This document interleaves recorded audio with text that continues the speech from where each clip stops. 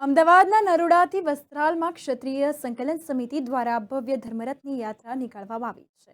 તો સમગ્ર ગુજરાતમાં ક્ષત્રિય સંકલન સમિતિનું જેપી સેન્ટર કહેવાય તેવા અમદાવાદ શહેરમાં રાજપૂત નારી અસ્મિતા માટે નાના નાના આંદોલન પણ થયા છે અને કાલે આચારસંહિતાની શરૂઆત પહેલા સમગ્ર ગુજરાતનું છેલ્લું ધર્મરથનું આયોજન અમદાવાદમાં રાખવામાં આવ્યું હતું.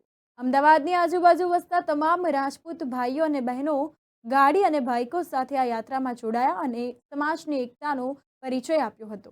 આ ધર્મરથમાં આશરે 2000થી વધુ ક્ષત્રિય ભાઈઓ અને બહેનો તેમજ 700 ગાડીઓ અને 1000થી વધુ બાઇક સાથે ક્ષત્રિય સમાજના લોકો જોડાયા હતા. ધર્મરથ નરોડાથી નીકાળવામાં આવ્યો અને ત્યારે દલિત સમાજ, રબારી સમાજ તેમજ અન્ય સમાજ પણ જોડાયો હતો અને ભવ્ય સ્વાગત કરવામાં આવ્યું હતું. આ અંતર્ગત ધર્મરથ યાત્રા નરોડા ખોડિયાર માતાજીનું મંદિર, નરોડાથી નરોડા ગામ, નરોડા પાટિયા, કૃષ્ણનગર, દરબાર સોસાયટી, વિજય 4 રસ્તા, ખોડિયારનગર, બાપુનગર, અજીત મિલ 4 રસ્તા, ખોખરાથી વસ્ત્રાલ પૂર્ણાહુતિ કરવામાં આવી હતી. ઋતુરાજસિંહ જગદેવસિંહ ચુડાસમા.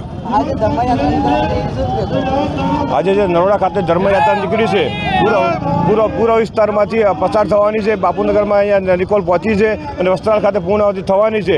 અમારી સાથે 18 વર્ણના લોકો જોડાના છે અને અમારો પૂરો સપોર્ટ ક્ષત્રિય સમાજને આપેલો છે. અમને તમે જોઈ શકો આગળ પણ પાટીદાર સમાજે સ્વાગત કર્યું, દલિત સમાજ સ્વાગત કર્યું, રબારી સમાજ સ્વાગત કર્યું, દરબાર પણ સ્વાગત અમારું જોરદાર કર્યું છે. અમારું ઓછામાં ઓછા અત્યારે અમે 1500-2000 વ્યક્તિ ભેગા થયા છીએ, 700 ગાડીઓ સાથે અને 1000 બાઇક સાથે. અમે આજે અમારી એક રણનીતિ અસ્મિતાનો જે સવાલ છે, અમારું ભાજપે જે રૂપાની ટિકિટ પાછી ના ખેંચી એના વિરુદ્ધમાં ક્ષત્રિય સમાજ ભાજપની વિરુદ્ધમાં વોટ કરશે. મારું નામ રણજીતસિંહ બારડ. નીકળવામાં છે, શું કહેશો? આજે ધર્મયાત્રા